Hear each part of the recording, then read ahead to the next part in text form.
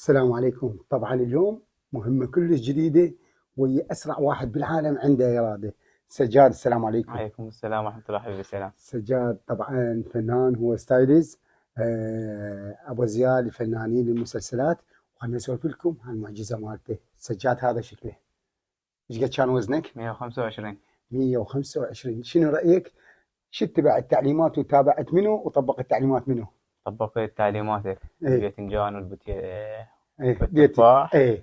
ايه والحمد لله شكرا. وراسك بوتيتا سلق. ايه زين، شنو رايك شفت فرق على يعني على الباذنجان الشوي؟ كلش فرق هواي. يعني كان وزنك 125، ايه هسه ايش قد؟ 90. 90. ايش تنصح شكو واحد عنده وزن زايد؟ سلام لديكم لا خوف عليكم.